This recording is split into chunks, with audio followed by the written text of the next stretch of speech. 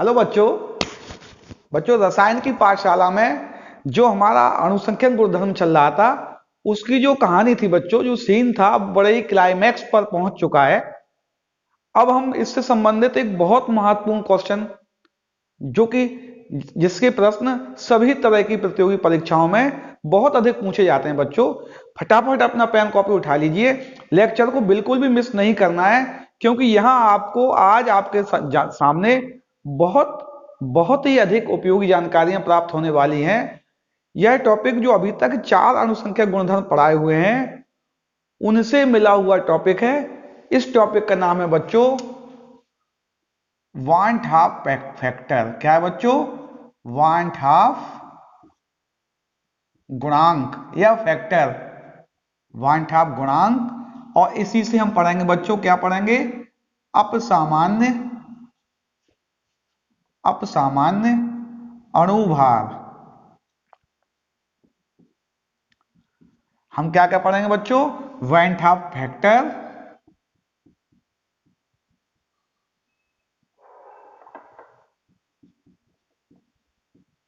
और abnormal molecular mass.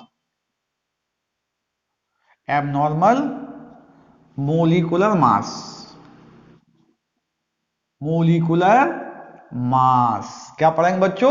Abnormal molecular mass और want half factor क्या है। चलिए तेजी में, पहले हमने चार जो अणुसंख्यक गुणधर्म पढ़े हैं, उनको एक बार रिवाइज करते हैं, संक्षेप में उनके सूत्र लिखते हैं।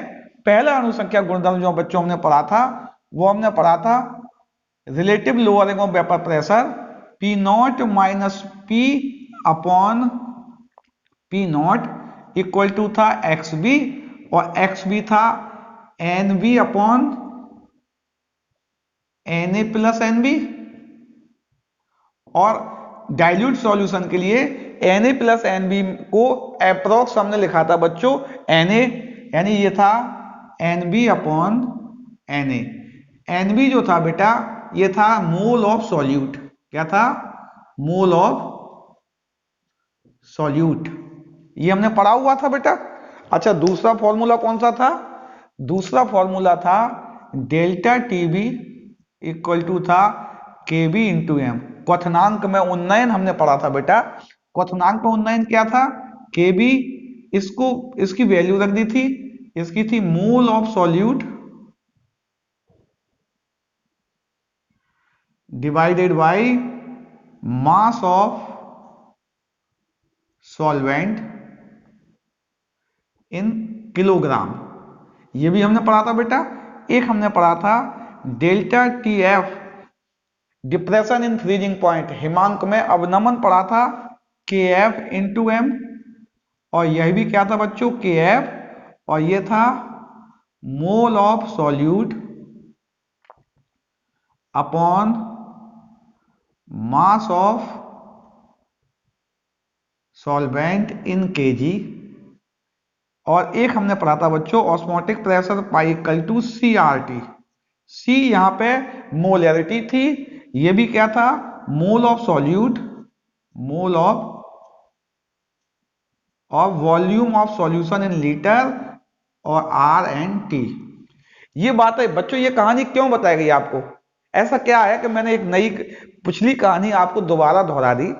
इस कहानी में एक बहुत महत्वपूर्ण बात बच्चों में मिल रही है। ये जो चारों कॉलिगेटिव प्रॉपर्टीज हैं, ये जो चार कॉलिगेटिव प्रॉपर्टीज हैं बच्चों, ये जो चार कॉलिगेटिव प्रॉपर्टीज हैं, ये चारों colligative properties number of mole पर डिपेंड कर रही हैं। किस पर डिपेंड कर रही थी बच्चों?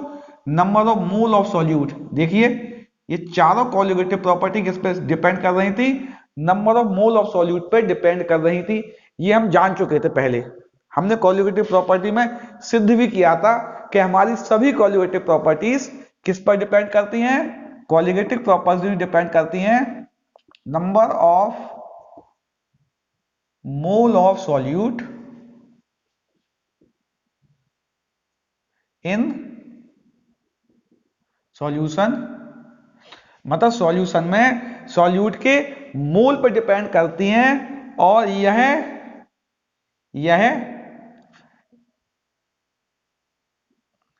नेचर ऑफ सॉल्यूट पर डिपेंड नहीं करती हैं।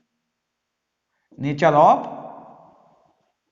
यह सॉल्यूट की जो प्रकृति है उस प्रकृति पर यह डिपेंड नहीं करती हैं। ये बात हम जान चुके थे पहले बच्चों। क्या क्या जान चुके थे कि जो हमारी सारी कोलिगेटिव प्रॉपर्टीज हैं वो हमारे सॉल्यूशन में सॉल्यूट के पार्टिकल्स, किस पर बच्चों, सॉल्यूट के पार्टिकल्स, वह पार्टिकल्स जो होंगे, मोल की जगह हम लिख दें बच्चों पार्टिकल्स लिख दें। अब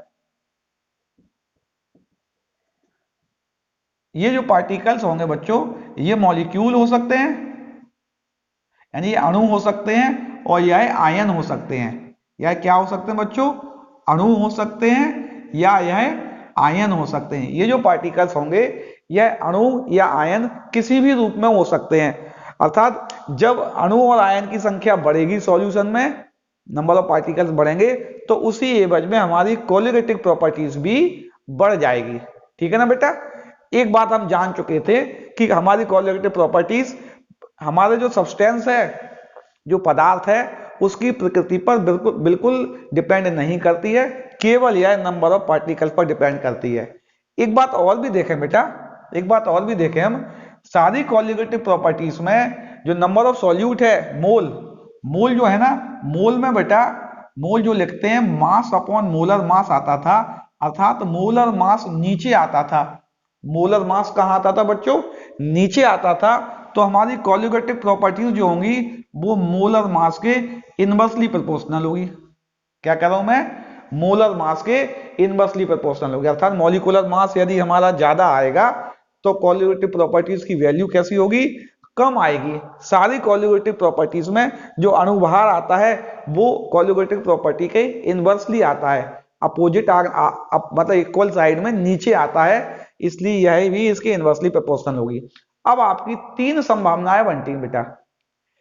क्या कर रहा हूं मैं, आपकी तीन संभावनाएं बनती हैं। जब हम किसी सॉल्यूट को किसी सॉल्वेंट में डिसॉल्व करते हैं तो हमारी तीन संभावनाएं आती हैं। ए, सबसे पहले क्या हो, यदि यदि विलेय के अणुओं में कोई परिवर्तन नहीं हो, विलेय के अणुओं में कोई परिवर्तन ना हो। मतलब हमने जब सॉल्यूट को डिसॉल्व किया, जब हमने सॉल्यूट को डिसॉल्व किया बेटा सॉल्यूशन में, तो उसमें कोई चेंज नहीं हुआ। और यह प्रकृति जो होती है वो सामान्यतः है नॉन इलेक्ट्रोलाइट में होती है। किसमें होती बच्चों, जो नॉन इलेक्ट्रोलाइट सॉल्यूस कंपाउंड होते हैं, जैसे कि हमारा यूरिया है, यूरिया में ये होता है ग्लूकोज, सुक्रोज, इन सब में इसी तरह की प्रकृति होती है कि जब इनको सॉल्यूट में, सॉल्वेंट में डिसॉल्व करते हैं तो इनमें कोई परिवर्तन नहीं होता है, इनमें कोई परिवर्तन नहीं होता है बेटा। मैं पुनः बता रहा हूं, इनको डिसॉल्व करने पर इनमें कोई परिवर्तन नहीं होता है।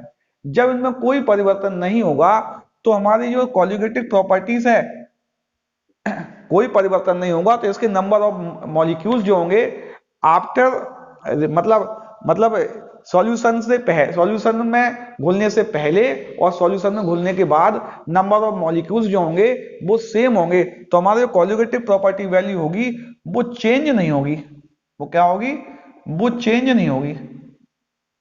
क्यों चेंज नहीं होगी बेटा, क्योंकि इनके मॉलिक्यूल्स सॉल्यूशन बनाने से पहले और सॉल्यूशन बनने के बाद सेम रहते हैं। क्या करूं मैं, उपरोक्त ये नॉन इलेक्ट्रोलाइट हैं, इन नॉन इलेक्ट्रोलाइट के मॉलिक्यूल सॉल्यूशन बनने से पहले और सॉल्यूशन बनने के बाद एक समान होते हैं। और जब एक समान होंगे, नंबर ऑफ मॉलिक्यूल में कोई चेंज नहीं होगा, तो कोलिगेटिव प्रॉपर्टी में भी कोई चेंज नहीं होगा बेटा। ये बात तो हो गई, ये तो हमने पढ़ी हुई है अभी तक, इतनी बातें बच्चों हमने अभी तक पढ़ी हुई है। अब नया ट्विस्ट आता है इस कहानी में। इस कहानी में बच्चों एक नया ट्विस्ट आने वाला है। वो ट्विस्ट क्या है मैं इसको मिटा दूं पहले, फिर बताता हूं आपको। चलिए बच्चों, कहानी में नया ट्विस्ट क्या आया, नया ट्विस्ट क्या आया कि जब हमारा क्या हो, जब जो विलेय है, विलेय के अणुओं में वियोजन हो जाए बच्चों, क्या हो जाए, वियोजन। जब विलेय के अणुओं में वियोजन हो जाए, अर्थात जो अणु है वो डिसोसिएट हो जाए, एक अणु दो अणुओं में, तीन अणुओं में, पांच अणुओं में विभक्त हो जाए, तब क्या स्थिति होगी। हम एग्जाम्पल ले रहे हैं, जैसे हमने माना सामान्यतः जो इलेक्ट्रोलाइट होते हैं, इलेक्ट्रोलाइट में ये प्रकृति होती है, इलेक्ट्रोलाइट जो होते हैं बच्चों, अभी हम मान के चल रहा है इनमें 100% वियोजन हो रहा है। कितना हो रहा है? 100% वियोजन। जैसे हमने लिया KCl, जब हमने सॉल्यूशन में इसको घोलने के लिए तैयार किया पोटेशियम क्लोराइड को, तो इसका एक मॉलिक्यूल था, एक मॉलिक्यूल था। जब हमने इसको सॉल्यूशन में डिसॉल्व किया तो K+ और Cl- बना, यानी कि 2 आयंस बन गए। एक मॉलिक्यूल दो आयनों में विभक्त हो गया, अर्थात नंबर ऑफ पार्टिकल्स क्या हुए? चेंज होगा बेटा। जब हम कैलकुलेशन कर रहे थे हमें लग रहा था कि हमारा KCl है, तो KCl से हम कैलकुलेशन कर सकते थे, और हम जब नंबर ऑफ मॉलिक्यूल्स हमारा एक था तो कॉन्जुगेटिव प्रॉपर्टी अलग आएगी। लेकिन जब हमने KCl का सॉल्यूशन बना दिया बेटा तो नंबर ऑफ पार्टिकल्स बढ़ गए, तो निश्चित बात है कॉन्जुगेटिव प्रॉपर्टी की वैल्यू जो होगी वो वेरी कर जाएगी। क्या कर जाएगी? कॉन्जुगेटिव प्रॉपर्टी की वैल्यू इंक्रीज हो जाएगी, क्योंकि नंबर ऑफ मॉलिक्यूल कैसे हो गए? इंक्रीज हो गए हैं, तो हमारी कॉन्जुगेटिव प्रॉपर्टी भी कैसी होगी? कॉन्जुगेटिव प्रॉपर्टी भी हमारी इंक्रीज हो जाएगी। कैसे हो जाएगी बच्चों? हमारी कॉन्जुगेटिव प्रॉपर्टी की वैल्यू भी इंक्रीज हो जाएगी, और हमारा जो मॉलिक्यूलर मास है, मॉलिक्यूलर मास है वो डिक्रीज हो जाएगा, क्योंकि यह कॉन्जुगेटिव प्रॉपर्टी के इनवर्सली प्रोपोर्शनल था, हमने देखा था। और भी एक एग्जांपल ले लेते हैं, हमने लिखा MgCl2, फिर वही 100% आयोनाइजेशन हो रहा है।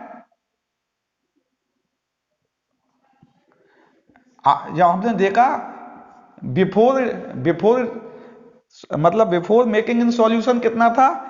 एक मॉलिक्यूल था, आफ्टर में कितने हो गए? 3 आयन बन गए। निश्चित बात है कॉन्जुगेटिव प्रॉपर्टी की वैल्यू बढ़ जाएगी नंबर ऑफ मॉलिक्यूल बढ़ने से, और मॉलिक्यूलर मास में भी डिफरेंस हो जाएगा। इससे अगली कंडीशन बच्चों C, यदि हमारा क्या हो, विलेय के जब विलेय के अणुओं में संगुणन हो जाए। क्या हो जाए बच्चों? संगुणन हो जाए, अर्थात जो विलेय के मॉलिक्यूल हैं वो दो दो मॉलिक्यूल एक हो जाए, तीन तीन मॉलिक्यूल एक हो जाए, अर्थात वह क्या बना लें? वो डाइमर बना लें, वो ट्राइमर बना लें, वो टेट्रामर बना लें, वो किसी तरह से एसोसिएट हो जाएं, दो और तीन और चार मॉलिक्यूल आपस में जुड़ जाएं, तो निश्चित बात है नंबर ऑफ मॉलिक्यूल्स कैसे हो जाएंगे? नंबर ऑफ मॉलिक्यूल्स कम हो जाएंगे, तो कॉन्जुगेटिव प्रॉपर्टी की वैल्यू भी कैसे हो जाएगी? डिक्रीज हो जाएगी, और मॉलिक्यूलर मास इंक्रीज हो जाएगा बेटा, है ना। यानी क्या हो जाएगा? जब जैसे एग्जाम्पल लिखा हमने एसिटिक एसिड, कॉमन एग्जाम्पल है, इसके दो मॉलिक्यूल, अभी इसमें माना 100% एसोसिएशन हो रहा है, इसके दो मॉलिक्यूल एसोसिएट हो गए।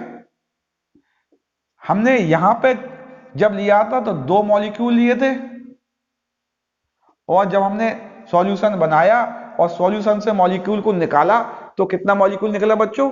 एक मॉलिक्यूल निकला, अर्थात नंबर ऑफ मॉलिक्यूल हमारे डिक्रीज हो गए, तो कॉन्जुगेटिव प्रॉपर्टी की वैल्यू भी कैसी होगी? डिक्रीज हो जाएगी।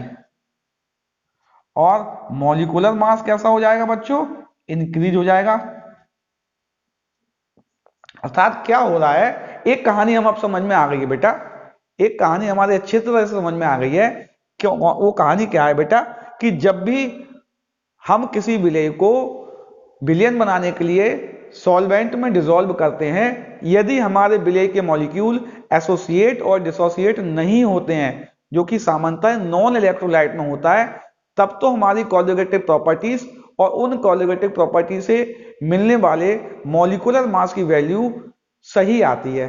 जो एक्चुअल वैल्यू है, जो कैलकुलेटेड वैल्यू है, वही वैल्यू हमारी ऑब्जर्व वैल्यू आती है।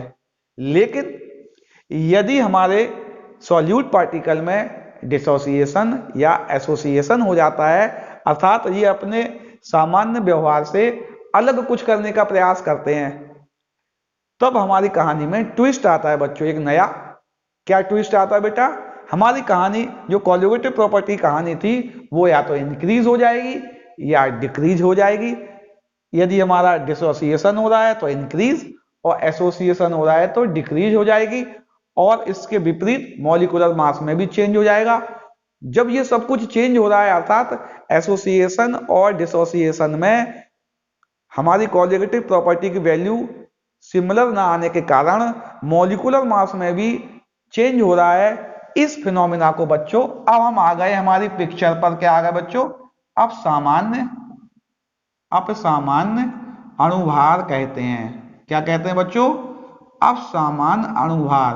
अब कहानी में ट्विस्ट आना बच्चों चालू हो गया है। क्या कह रहे हैं? यदि हमारे, क्योंकि अभी तक जो हमने पढ़ा था नॉन इलेक्ट्रोलाइट सॉल्यूशन, तो उसमें कुछ कहानी बनी नहीं रही थी। जितना हमारा नंबर ऑफ पार्टिकल्स सॉल्यूशन बनाने के पहले थे, उतने ही सॉल्यूशन बनने के बाद थे, तो कोई ज्यादा परिवर्तन हो नहीं रहा था। अब नई बात आ गई बच्चों कि हमारे नंबर ऑफ पार्टिकल्स चेंज हो गए हैं, जिससे मॉलिक्यूलर मास की वैल्यू भी चेंज आएगी बेटा। इस चेंज को अब सामान्य अणुभार कहते हैं। तो पहला क्वेश्चन बन गया बच्चों आपका कि अब सामान्य अणुभार होता क्या है ना? आप क्या कहेंगे? जब हम किसी सॉल्यूट को किसी सॉल्वेंट में डिसॉल्व करते हैं, यदि सॉल्यूट के मॉलिक्यूल हमारे सॉल्वेंट में सॉल्यूशन बनाते समय एसोसिएट और डिसोसिएट हो जाएं, तो हमारी कॉन्जुगेटिव प्रॉपर्टी की जो कैलकुलेटेड वैल्यू है और जो हमारी ऑब्जर्व वैल्यू है, उसमें डिफरेंस आ जाएगा। जब डिफरेंस आ जाएगा तो इनसे मिलने वाले मॉलिक्यूलर मास में भी डिफरेंस आ जाएगा। इस डिफरेंस को हम अपसामान्य अणुभार कहते हैं। कहानी यहां से प्रारंभ होती है बेटा। वान हाफ फैक्टर की कहानी यहां से चालू होती है। कहां से? अपसामान्य अणुभार से। ठीक है ना? इसको मिटा दें, अब वान हाफ फैक्टर की बात करेंगे हम। चलिए इसको हटा देते हैं, ये फॉर्मूले भी अभी हटा दे रहे हैं क्योंकि वान हाफ फैक्टर की बात करनी है। चलिए अब जब हमारी कहानी अपसामान्य अणुभार पर आ गई थी, तो उस अपसामान्य अणुभार को व्यक्त करने के लिए, अर्थात जब एसोसिएशन और डिसोसिएशन हो रहा है, इस कहानी में जो ट्विस्ट आ गया था, इस ट्विस्टिंग को सॉल्व करने के लिए हमारे एक नए साइंटिस्ट बच्चों आए, वान हाफ। इन्होंने इस ट्विस्ट को सॉल्व किया। किससे सॉल्व किया बच्चों? वान हाफ ने एक फैक्टर दिया आई। ये सारा जो खेल था, इस खेल को इस आई से हम सॉल्व कर सकते थे बेटा। कैसे सॉल्व कर सकते थे? हम दोनों उदाहरण लेके चल रहे हैं बच्चों, अलग अलग उदाहरण ले रहे हैं। जैसे हमने माना जो केसीएल था, अभी हम डिसोसिएशन की बात कर रहे हैं, वियोजन की बात कर रहे हैं बच्चों। यदि हम वियोजन हमारा हो रहा है, तब क्या होगा? वियोजन भी कितना मान के चल रहा है? अभी हम 100% वियोजन मान रहे हैं। कितना मान रहे हैं बच्चों? 100% वियोजन मान रहे हैं। उसमें देखते हैं क्या होता है। हमने माना KCl था, और जब ये शुरुआत में था तो इसका एक मॉलिक्यूल था या एक मोल था, और जब इसने फाइनल हुआ तो ये 100% डिसोसिएट हो गया और इसके दो आयंस बन गए। ये हम कह दें 2 मोल ऑफ आयंस बन गए। आयंस के 2 मोल बन गए। कितने बन गए बच्चों? 2 मोल बन गए। तो इसका आई क्या होगा? आई होगा टोटल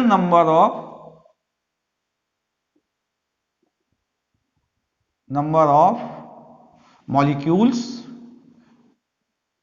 और आयंस आफ्टर आफ्टर सॉल्यूशन और upon total number of molecules ions before solution. जब सॉल्यूशन बनाया उसके बाद कितने आयंस हो गए या मॉलिक्यूल्स हो गए, और जब सॉल्यूशन बना रहे थे उस समय कितने मॉलिक्यूल्स और आयंस थे।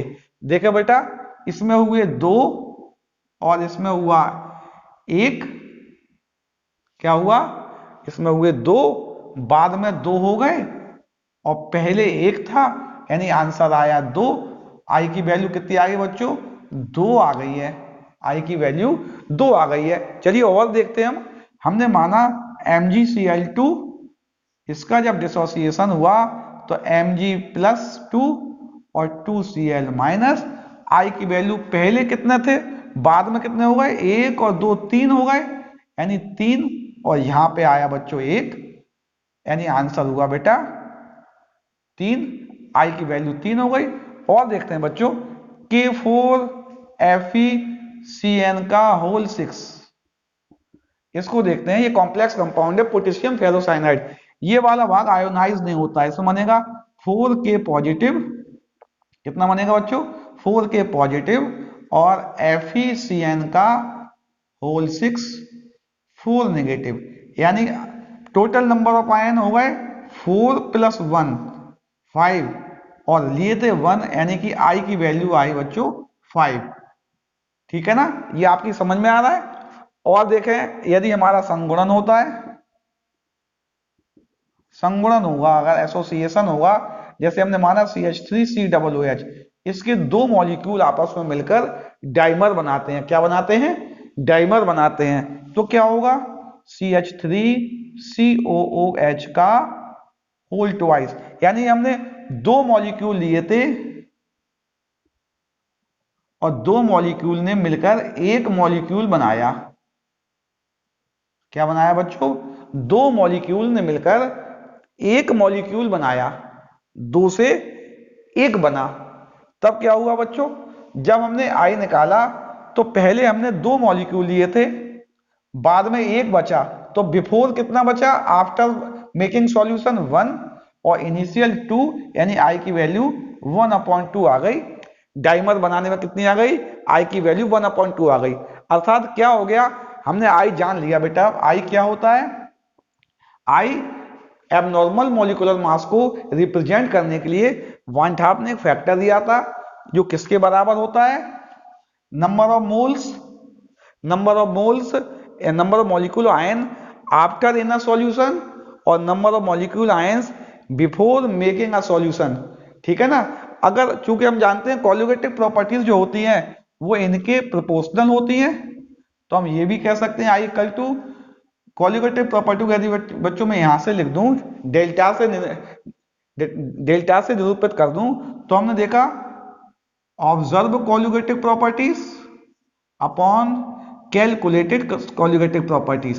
क्या कह रहा हूं मैं, आई इक्वल टू क्या हो जाएगा, ऑब्जर्व कॉलिगेटिव प्रॉपर्टीज, अर्थात जब एसोसिएशन डिसोसिएशन हुआ उस समय हमने कितनी कॉलिगेटिव प्रॉपर्टीज पाई, उसकी वैल्यू बढ़ भी सकती है घट भी सकती है, और जो एक्चुअल है कैलकुलेशन से आती है, नॉर्मल कॉलिगेटिव प्रॉपर्टीज होती है, वो वाली उसका रेशो आई कहलाएगा। यदि हम इसको मॉलिक्यूलर मास के फॉर्म में लिखें बच्चों, कैलकुलेटेड को नॉर्मल भी बोलेंगे बेटा, क्योंकि हम जानते हैं सारे कॉलिगेटिव प्रॉपर्टीज में मॉलिक्यूलर मास का जो कॉन्सेप्ट है, मॉलिक्यूलर मास का कॉन्सेप्ट हमेशा अपोजिट आता है, तो ये वाला हो जाएगा। यदि मॉलिक्यूलर मास लिखेंगे, मॉलिक्यूलर मास के फॉर्म में लिखेंगे बेटा, तो देखते कैसा लिखेंगे, यहां जो लिखेंगे बच्चों वो लिखेंगे कैलकुलेटेड, और यहां जो लिखेंगे वो लिखेंगे ऑब्जर्व, यानी कि मॉलिक्यूलर मास कैसा होगा, कैलकुलेटेड ऑब्जर्व, और नॉर्मली आई कैसा था, फाइनल, फाइनल मॉलिक्यूल, और upon initial molecule, initial molecule कौन से वाले, टोटल, टोटल मॉलिक्यूल इनिशियल और फाइनल। तो ये कहानी जो है बच्चों, जो कि एबनॉर्मल मॉलिक्यूलर मास की थी, वो यहां आके हमारी कहानी खत्म हो रही है। इस एबनॉर्मल मॉलिक्यूलर मास को आई से हम खत्म कर सकते हैं, इसका जो इंपैक्ट था उस इंपैक्ट को हम, ये जो वांटा फैक्टर था, इससे खत्म कर सकते हैं इसके इंपैक्ट को। अब हमारी कॉलिगेटिव प्रॉपर्टीज के नए फॉर्मूले क्या होगा बेटा, तो आई क्या होगा, आपको आई की डेफिनेशन भी मिल गई है। जब भी आई निकालना हो, आई की उपयोगिता क्या है बच्चों, हम जानते हैं अब सामान्य अणुभार को रिप्रेजेंट कर रहा है। ये कैसे रिप्रेजेंट करेगा बेटा, अब सामान्य अणुभार को हम क्या करेंगे, इसको निकालने के लिए जब विलयन बनाएंगे उसके बाद नंबर ऑफ मॉलिक्यूल साइन देखेंगे, और विलयन बनाने से पहले देखेंगे, जो आंसर आएगा उनका उनका जो अनुपात होगा वो लिख सकते हैं। अगर कॉलिगेटिव प्रॉपर्टीज में कहेंगे तो ratio of observe colligative properties and calculated colligative properties is called van't factor. यानी क्या हो गया, यदि हम लिखें P not minus P upon P nought. इसको बेटा मिटा दें, फिर लिख रहे हैं ना, मिटा के लिख रहे हैं। अच्छा बच्चों, हम जान चुके थे कि जो आई की वैल्यू है बेटा, आई की वैल्यू क्या होगी, या तो एक से कम आएगी, या एक से ज्यादा आएगी, या एक के बराबर आएगी। कैसे आएगी? हमने जो कॉन्सेप्ट पढ़ा है बेटा, यदि हमारे एक अणु दो अणु में विभाजित हो गया तो निश्चित बात है जो फाइनल अणु आएंगे, फाइनल अणुओं की संख्या ज्यादा ही, चूंकि हम जानते थे आई इक्वल टू जानते थे फाइनल अपॉन इनिशियल जानते थे। अगर वियोजन हो जाएगा तो फाइनल अणु ज्यादा हो जाएंगे, इसकी वैल्यू मोर आएगी और इसकी वैल्यू लेस आएगी। जब मोर और लेस आएगी तो इसकी वैल्यू ग्रेटर देन 1 हो जाएगी। अर्थात यदि ग्रेटर देन 1 है तो हमारा जो अणु होगा उसमें वियोजन होगा। क्या होगा? अणु में हमारे वियोजन होगा, एक आने पर वियोजन होगा। यदि आई की वैल्यू एक से कम आती है, कम कब आएगी बच्चों? यदि हमने माना एसोसिएशन हो गया, दो अणु मिलकर एक हो गए, फाइनल दो, फाइनल एक और इनिशियल दो, यानी निश्चित बात है एक से कम आएगा। यदि एक से कम आ रहा है तो हमारा संगुणन हुआ है। क्या हुआ है बच्चों? एक से कम आने पर विलेय के अणुओं में संगुणन होगा, और अगर आई की वैल्यू एक आ रही है तो ना संगुणन होगा ना वियोजन होगा। अर्थात एक बात हम समझ चुके थे बच्चों, ये जो हमारा आई था, सारी कहानी जिसके इर्द गिर्द घूम रही थी, ये कहानी अब एक फाइनल स्टेज पे आ चुकी है बेटा, कि हम आई की वैल्यू से ही बता सकते कि हमारा एबनॉर्मल मॉलिक्यूलर मास है कि नहीं है। अगर आई की वैल्यू लेस देन 1 और ग्रेटर देन 1 आती है तो हमारा मॉलिक्यूलर मास एबनॉर्मल होगा, कोलिगेटिव प्रॉपर्टी की वैल्यू भी चेंज होगी। यदि एक से कम आएगा तो हमारा जो मॉलिक्यूल है वो सॉल्यूशन बनाते समय संगुणन हो जाएगा, ग्रेटर देन 1 है उसमें वियोजन हो जाएगा, और यदि इक्वल टू 1 है तो वह नॉन इलेक्ट्रोलाइट रहा होगा। अर्थात जो हमने सवाल पहले किए थे वो वैसे ही होंगे, उसका विलयन में ना संगुणन होगा ना वियोजन होगा। चलिए बच्चों, अच्छा पिछले 2-3 मिनट का वीडियो में बच्चों ये दिख नहीं रहा था ना, फोकस गड़बड़ हो गया था उसका। चलिए हम अब हमारा जो कहानी चल रही थी जिसमें हमारा विलेय का अणु संगुणित या वियोजित हो रहा था, उसको रिप्रेजेंट किया बच्चों वान ठाप ने। वान ठाप ने क्या कर दिया बच्चों, आई इक्वल टू हो गया था, यदि हमें मोल्स निकालना है तो number of particles, number of final और नंबर ऑफ पार्टिकल्स, और लिख देना नंबर ऑफ पार्टिकल्स, दिख रहा है बेटा नीचे लिख देना ना। आई इक्वल टू था नंबर ऑफ फाइनल पार्टिकल्स और नंबर ऑफ इनिशियल पार्टिकल्स, है ना। और आई इक्वल टू था कोलिगेटिव प्रॉपर्टी, कौन सी बच्चों? ऑब्जर्व और कोलिगेटिव प्रॉपर्टीज कैलकुलेटेड, ये भी था। एक आई था मॉलिक्यूलर मास निकालेंगे अगर, कैलकुलेटेड अपॉन मॉलिक्यूलर मास निकालेंगे ऑब्जर्व, ये आई की वैल्यू इसे हम निकाल सकते थे। जब आई आ गया था तो हमारे जो उसका इंपैक्ट हो रहा था नंबर ऑफ मॉलिक्यूल बढ़ने का और घटने का, हमारी कोलिगेटिव प्रॉपर्टी पर जो इंपैक्ट हो रहा था, तो उस इंपैक्ट को खत्म करने के लिए अब क्या हो गया, नया फॉर्मूला बच्चों, p not minus P upon P naught equal to हो गया आई एक्स बी। अर्थात जो हमारा relative lowering of vapour pressure होगा उसका फॉर्मूला ये होगा बच्चों, है ना। इस फॉर्मूले का यूज करेंगे अब। इसी क्रम में जो एलिवेशन ऑफ बॉइलिंग पॉइंट था उसका फॉर्मूला हो गया आई के बी इंटू एम। जो एलिवेशन ऑफ बॉइलिंग पॉइंट था वो आई के बी इंटू एम हो गया अब।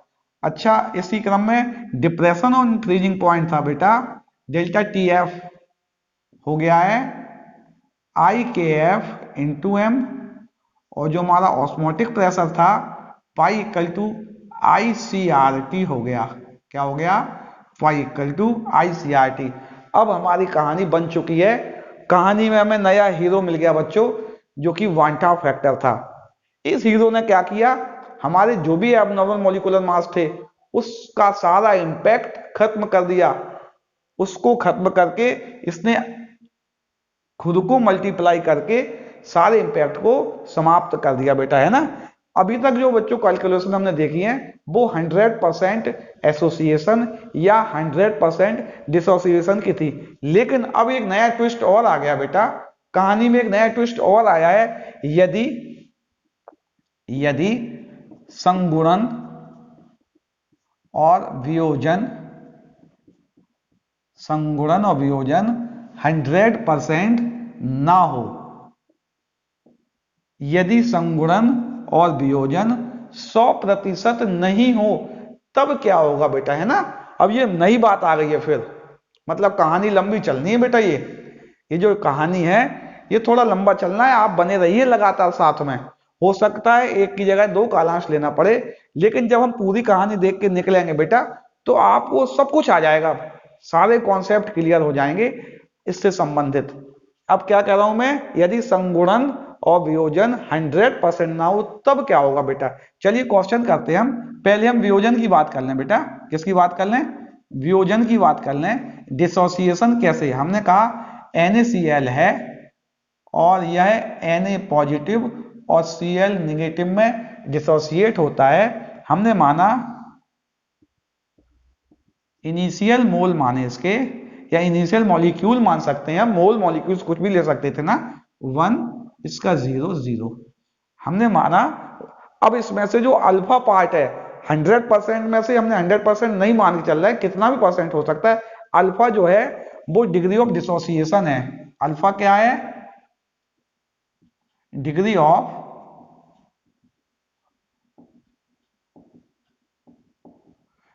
ऑफ डिसोसिएशन है। हमने डिग्री ऑफ डिसोसिएशन कितनी मान ली, अल्फा मान ली। इसमें से अल्फा पार्ट अपने आयंस में ब्रेक हो गया बेटा, है ना। तो इसमें से अल्फा निकल गया तो 1 माइनस अल्फा बचा। हम देख रहे थे 1 मॉलिक्यूल, क्या करूं बच्चों, 1 मॉलिक्यूल ऑफ NaCl किस में कन्वर्ट होता है, 1 ions of Na 1 ions of Cl negative. जब अल्फा पार्ट टूटा तो निश्चित बात है अल्फा पार्ट Na बना होगा, अल्फा पार्ट Cl बना होगा। ठीक है ना, क्लियर है ना। एक मॉलिक्यूल एक एक में टूटता है, दो मॉलिक्यूल दो दो में टूटेंगे। अल्फा मॉलिक्यूल जब टूटेगा तो अल्फा अल्फा में टूटेगा। हम आई अब निकाल सकते हैं बेटा, I equal to final total number of molecules या total number of moles final stage में कितने बच्चों, 1 minus alpha plus alpha plus alpha. इन सबको ऐड कर दिया, इनिशियल 1 है, आंसर आया 1 प्लस अल्फा। कितना आया बच्चों, आई की वैल्यू 1 प्लस अल्फा। चलिए एक उदाहरण और लेते हैं। हमने लिया MgCl2, MgCl2 क्या हुआ बच्चों, Mg डाई पॉजिटिव बना, 2 Cl नेगेटिव बना। ठीक है ना, आगे करें। ये इनिशियल लिया, इनिशियल में क्या हुआ, 1 मॉलिक्यूल था 0 0 था। इसमें क्या हुआ, अल्फा पार्ट डिसोसिएट हो गया तो 1 माइनस अल्फा बचा। फिर देखें बच्चों, एक मॉलिक्यूल जो था, एक मॉलिक्यूल एक Mg प्लस बना रहा है और एक मॉलिक्यूल 2 Cl बना रहा है, तो फिर वही अल्फा लेंगे तो अल्फा ये बनेगा और 2 अल्फा ये बनेगा। ठीक है ना, इसको सॉल्व कर लें। I equal to final 1 minus alpha plus 2 alpha upon 1, यानी कि आ गया 1 प्लस 2 अल्फा। यानी कि आई बच्चों अलग अलग आ रहा है, अब सेम नहीं आ रहा है। अच्छा इसको दोबारा चेक कर ले, जो पहले हमने पढ़ा उस पर इसको अप्लाई करें। यदि 100% डिसोसिएशन होगा, क्या कह रहा हूं मैं, 100% डिसोसिएशन होगा तो इसकी जगह क्या लिखेंगे, 1 माइनस 1 आ जाएगा। क्या आ जाएगा बच्चों, 1 माइनस 1, यानी अल्फा की वैल्यू 1 हो जाएगी। जब 1 रखेंगे तो यहाँ पे आएगा बच्चों 1 प्लस 1, यानी कि 2 आ जाएगा। अल्फा की वैल्यू कितनी हो जाएगी, और दो आयंस बन भी रहे हैं, दो आयंस बन भी रहे हैं। इसमें भी 100% डिसोसिएशन यदि होता है तो अल्फा की वैल्यू आई 1 प्लस 1, 2 इंटू 1, यानी आ जाएगी 3। और हम देख भी रहे हैं बच्चों 3 आयंस बन भी रहे हैं। एक आयंस, एक मॉलिक्यूल 3 आयंस में, 1 पार्टिकल्स 3 पार्टिकल में डिवाइड हो रहा है। अच्छा एक और देखें, हमने लिखा K4FeCN का होल 6, इसके लिए हम कर रहे हैं आयोनाइजेशन किया हमने 4k पॉजिटिव FeCN का होल 6 4 नेगेटिव। सॉल्व किया बच्चों, इनिशियल 1 0 0, फाइनल 1 माइनस अल्फा 4 अल्फा, अल्फा आई कितना होगा बेटा 1 minus alpha plus 4 alpha plus alpha equal to 1, यानी आ गया 1 प्लस 4 अल्फा। कितना आ गया बेटा 1 प्लस 4 अल्फा। इसको नोट कर लो बेटा, आप अगर नोट करना चाहते हैं नोट कर लो। एक एसोसिएशन का और देखते हैं, एसोसिएशन में क्या हो सकता है। चलिए हम और नई चीज देखते हैं। हमने माना 100% से कम हमारा वियोजन संगुणन हो रहा है। इसके लिए यदि हमारा मॉलिक्यूल में संगुणन हो रहा है, एक एग्जांपल इसका लेते हैं बेटा। हमने लिया एसिटिक एसिड जो कि डाइमर बनाता है, 2 मॉलिक्यूल लिए और 2 मॉलिक्यूल ने मिलके एक मॉलिक्यूल बनाया। हमने माना इनिशियल इसका 1 था और फाइनल इनिशियल में 0 इसका था इनिशियल, यानी क्या हो गया और फाइनल में क्या हुआ बच्चों, इसमें से अल्फा पार्ट निकल गया। फिर देखना बच्चों, 2 ने मिलकर एक बनाया, 2 मॉलिक्यूल एक बनाते हैं, 4 मॉलिक्यूल 2 बनाएंगे, 8 मॉलिक्यूल 4 बनाएंगे। अर्थात यहां जो मॉलिक्यूल बन रहा है फाइनल, वो इनिशियल का हाफ बन रहे हैं। तो अल्फा मॉलिक्यूल किस में बदलेगा बच्चों, अल्फा 0.2 में बदलेगा। अल्फा किस में बदलेगा, अल्फा 0.2 में बदलेगा। यानी हम आई निकालेंगे तो फाइनल था 1 माइनस अल्फा प्लस अल्फा 0.2 और इनिशियल था बेटा हमारा, इनिशियल रहा था 1, यानी आंसर आया 1 माइनस अल्फा 0.2। ठीक है ना। अच्छा और देखें, हमने माना ए था, अब ये डाइमर बना था बेटा, क्या बना था डाइमर बना था। एक और लेके 3a लिखा और इसने ए का होल थ्राइस बनाया, ट्राइमर बनाया। क्या बनाया इसने, ट्राइमर बनाया। तो आई कितना होगा, पहले 1 और 0 था, इसमें से 1 माइनस अल्फा और 3 से 1 बन रहा है बच्चों, 3 से 1 बन रहा है तो अल्फा से अल्फा अपॉन 3 बनेगा, अल्फा अपॉन 3, यानी आई इक्वल टू हो गया 1 minus alpha plus alpha upon 3 divided by 1। इसको सॉल्व कर लेंगे बेटा, क्या आएगा 3 minus 3 alpha plus alpha upon 3, ये आएगा ना 3 माइनस 3 अल्फा प्लस, यानी आ जाएगा 3 माइनस 2 अल्फा अपॉन 3। ये इसका हो गया मॉलिक्यूल। तो ये बात आप समझ रहे हैं कि एसोसिएशन एंड डिसोसिएशन हो रहा है, तो उसकी डिग्री कैसे निकलेगी, अल्फा की वैल्यू निकल आए तो डिग्री निकल आएगी और उससे आई की वैल्यू भी आ जाएगी। चलिए इससे संबंधित कुछ एग्जाम्पल करते हैं बेटा, उनको हम समझने का प्रयास करते हैं। जो कॉन्सेप्ट अभी तक आपने समझा है वो आपको समझ में आ भी रहा है कि नहीं आ रहा है, कुछ क्वेश्चन करते हैं। चलिए कुछ क्वेश्चन करते हैं बेटा। क्वेश्चन नंबर 1 लिखा है 1m NaCl, 1m मोलरिटी दी हुई है बच्चों, 1m Na2SO4 और 1m Al2SO4 का होल थ्राइस। इनमें से किसका परासरण दाब, किसका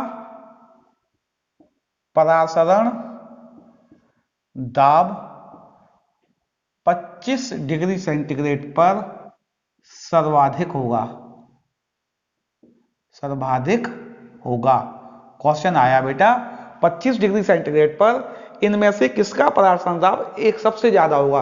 अगर सेम मोलरिटी के क्वेश्चन आते हैं बच्चों जिसमें मोलरिटी सेम है, तो आपको उसका एक बात याद रखनी है। देखिए परासरण दाब के लिए पाई इक्वल टू CRT होता है, क्योंकि C की वैल्यू और I और लगा दे बच्चों यहाँ पे इंटू I भी होता है ना। C की वैल्यू सबके लिए इक्वल है, R गैस कांस्टेंट है और तीनों के लिए टेम्परेचर भी कांस्टेंट है। अर्थात किस पर डिपेंड करेगी, ये I पर डिपेंड करेगी।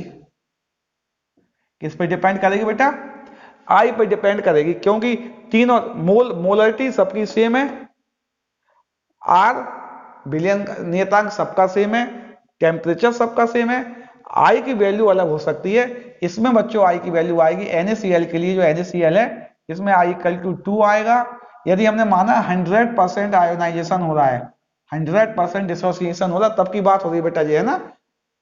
इसमें आएगा 2 Na बनेगा, एक SO4 बनेगा, यानी आई की वैल्यू 3 आएगी।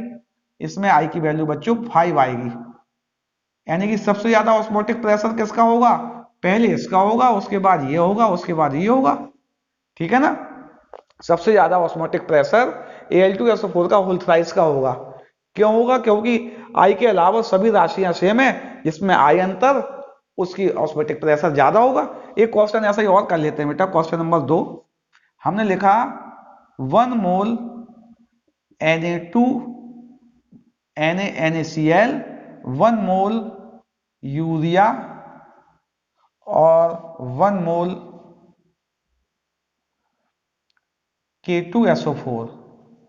फिर वही बच्चों, इसमें आई की वैल्यू बेटा 2 आएगी।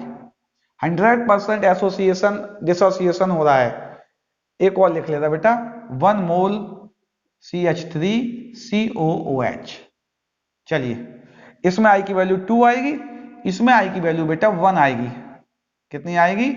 क्योंकि ये नॉन इलेक्ट्रोलाइट है, ये जैसा पहले था विलयन के बाद भी वैसा रहेगा, अर्थात कैलकुलेटेड और ऑब्जर्व जो वैल्यू आएगी कोलिगेटिव की प्रॉपर्टी की वैल्यू वो सेम आएगी, तो आई की वैल्यू 1 आएगी। K2SO4 2 K बनेंगे और एक SO4 बनेगा, यानी कि 3 हो गई आई की वैल्यू। और ये जो बनाता है बच्चों, ये डाइमर बना रहा है, यानी आई की वैल्यू आती है 1/2। तो सबसे ज्यादा ऑस्मोटिक, क्योंकि मोलरिटी सेम है, टेम्परेचर भी सेम की बात कर रहे हैं हम 25 डिग्री सेंटीग्रेड पर, आर की वैल्यू सेम, आई पे डिपेंड करेगा। सबसे ज्यादा ऑस्मोटिक प्रेशर इसका रहा होगा। किसका होगा सबसे ज्यादा ऑस्मोटिक प्रेशर? इस सॉल्यूशन का होगा। उसके बाद किसका होगा? उसके बाद इसका होगा NaCl का, उसके बाद यूरिया का होगा, और सबसे कम ऑस्मोटिक प्रेशर इसका होगा। यानी कि ऑस्मोटिक प्रेशर की जो वैल्यू है, अगर वो सेम वॉल्यूम सेम मोलरिटी के सॉल्यूशन दिए हुए हैं बेटा, तो उनमें आई की वैल्यू पर डिपेंड कर रही है। किस पर डिपेंड कर रही है? आई की वैल्यू पर डिपेंड, 1/2 फैक्टर पर डिपेंड कर रही है। एक क्वेश्चन और करते हैं बेटा। क्वेश्चन नंबर 3 हमें 1% NaCl दिया हुआ है। क्या दिया हुआ बच्चों? 1% NaCl दिया हुआ है, 1% यूरिया दिया हुआ है, और हमें दिया हुआ है 1% CaOH का होल ट्वाइस दिया हुआ है।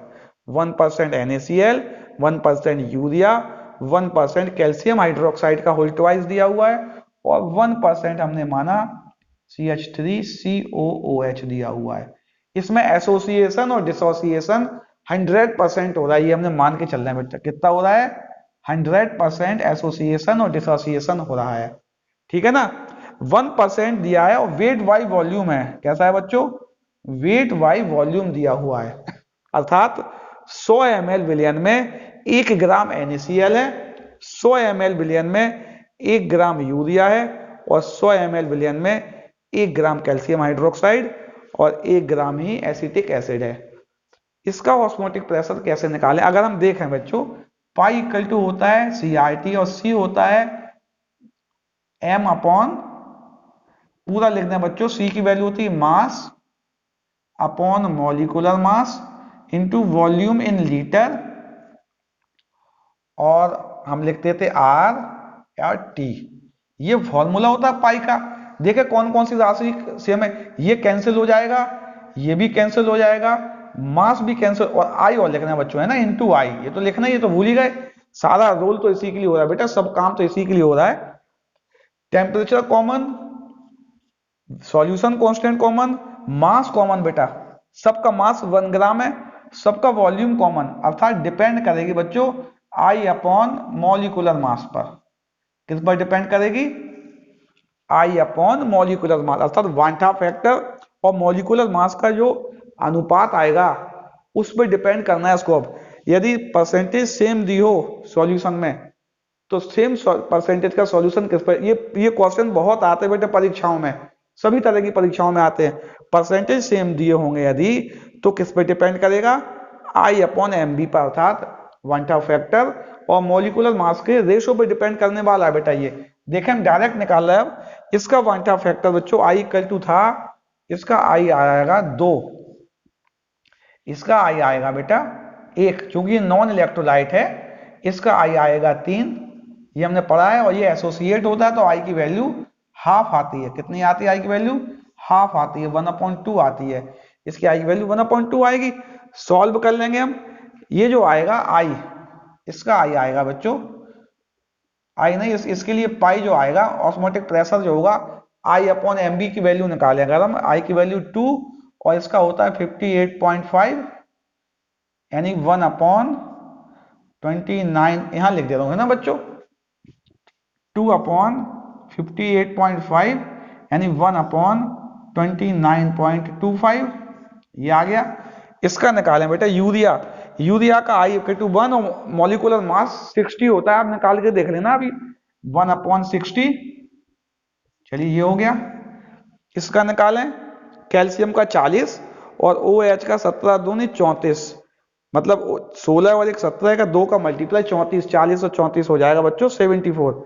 40 और 34 74, यानी कितना आएगा 3/74, यानी आ जाएगा 1/3 1 जा 3 2 जा 6। अब कितने बचे हैं, 14 आ गए, 3 4 जा 12 और 3 6 जा 18, ये आएगा 24.6। और लास्ट वाला किया, इसका आई होता है 1/2, 1/2 इंटू कितना बच्चों, इसका मॉलिक्यूलर मास भी शायद 60 आता है। देखें, 2 कार्बन का 24, 2 ऑक्सीजन का 32 और 4, कुल मिला के हो गया 60। 1/2 यानी 1/120 कितना आएगा, 1/120। अब देखें बच्चों, सबसे ज्यादा ऑस्मोटिक प्रेशर इसका दिख रहा है, क्यों, इसमें सबसे कम का डिवीजन हो रहा है ना, सबसे कम ये वाला हो रहा है, तीसरा वाला। तीसरा कौन सा है, ये वाला है ना ये वाला कैल्शियम हाइड्रोक्साइड, यानी सबसे ज्यादा ऑस्मोटिक प्रेशर किसका रहा होगा, कैल्शियम हाइड्रोक्साइड का रहा होगा। उसके बाद किसका आएगा, NaCl का आएगा। उसके बाद किसका आएगा, उसके बाद यूरिया का आएगा। और सबसे कम ऑस्मोटिक प्रेशर एसिटिक एसिड का आएगा। ठीक है ना, ये बात आपको समझ में आ रही है। क्वेश्चन आया था, परसेंटेज का सॉल्यूशन दिया, ऑस्मोटिक प्रेशर फाइंड करना है, आप फाइंड कर सकते हैं। इसको भी नोट कर लीजिए बेटा।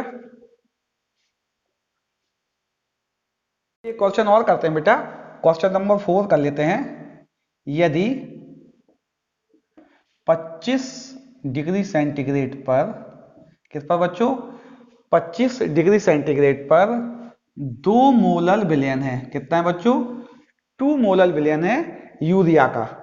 किसका बच्चों, 2 मोलर विलयन, 2 मोलर सॉल्यूशन है ऑफ NaCl का मान ले बच्चों, यूरिया का मान किसका मान ले रहे हैं हम, सोडियम क्लोराइड का 2 मोलरिटी का सॉल्यूशन है। उसके लिए क्वथनांक उन्नयन दिया है बच्चों, डेल्टा टीवी वैल्यू 1.85 केल्विन। कितनी दी हुई है, डेल्टा टीवी दिया हुआ है 1.85 केल्विन। और इस सॉल्यूशन के लिए केबी दी हुई है, केबी दिया हुआ 0.52 केल्विन kg पर मोल, ये केबी दिया हुआ है। इस सॉल्यूशन के लिए वांटा फैक्टर ज्ञात करना है और डिग्री ऑफ डिसोसिएशन ज्ञात करना है। क्या ज्ञात करना है बच्चों, वांटा फैक्टर और डिग्री ऑफ डिसोसिएशन ज्ञात करना है। क्वेश्चन क्या है दोबारा देख लीजिए।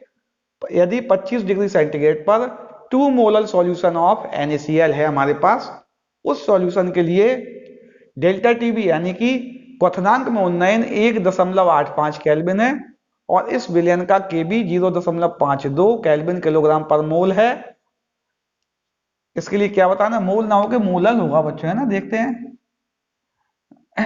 इसके लिए क्या ज्ञात करना है, आई ज्ञात करना है और डिग्री ऑफ डिसोसिएशन ज्ञात करना है। जब चूंकि हमने देखा है, चूंकि ये लिखा हुआ है कि अल्फा ज्ञात करना है हमें, तो ये बात तो पक्का है कि इसका जो डिसोसिएशन है वो कंप्लीट नहीं है, कुछ कम रहा होगा। जब कुछ कम रहा होगा तो इक्वेशन कैसे लिखते थे बच्चों हम, NaCl और लिखते थे Na positive Cl negative. Initial होता था, फाइनल में क्या होता था 1 0 0 1 माइनस अल्फा, और अल्फा लिखते थे बच्चों। आई लिखते थे फाइनल अपॉन इनिशियल, यानी कि 1 प्लस अल्फा। आई की वैल्यू कितनी आ रही बच्चों, आई इक्वल टू 1 प्लस अल्फा आ रहा है। इसको हम सॉल्व करेंगे, यहां से आई निकाल लें हम क्या जानते हैं बच्चों, ये चूंकि एलिवेशन ऑफ बॉइलिंग पॉइंट का क्वेश्चन है, तो एलिवेशन ऑफ बॉइलिंग पॉइंट का फॉर्मूला ये दिया हुआ है बेटा, है ना। क्या दिया हुआ है? डेल्टा टीवी इक्वल टू आई के बी इंटू एम। वैल्यू रख दें, डेल्टा टीवी दिया है 1.85, आई की वैल्यू फाइंड करना है, केवी की वैल्यू दी है 0.52 और एम की वैल्यू 1.85। हमने जब आई की वैल्यू निकाली बेटा 1.85 डिवाइडेड बाई 0.52 इंटू, ये गलत हो रहा है ना, मोलैलिटी 2 दी हुई है, मोलैलिटी कितनी दी हुई है 2 इंटू 2, ये पॉइंट से पॉइंट हट गया, ये 13 से डिवाइड हो रहा है बेटा, कितना 13 बन जा 13 और 13 5 जा 65 और 13 4 जा यानी आया 15/8।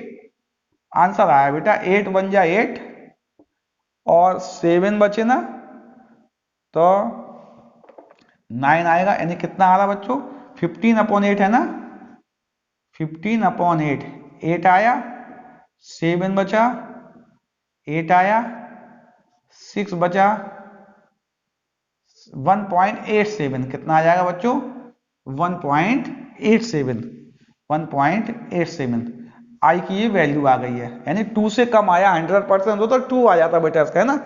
इसकी वैल्यू रख दें, आई इक्वल टू कितना हो गया 1.87 इक्वल टू 1 प्लस अल्फा, तो अल्फा क्या होगा बच्चों, अल्फा हो गया 1.87 माइनस 1, यानी आंसर आया 0.87 यानी कि 87%। क्वेश्चन था आई की वैल्यू निकालिए, आई की वैल्यू आई है 1.87।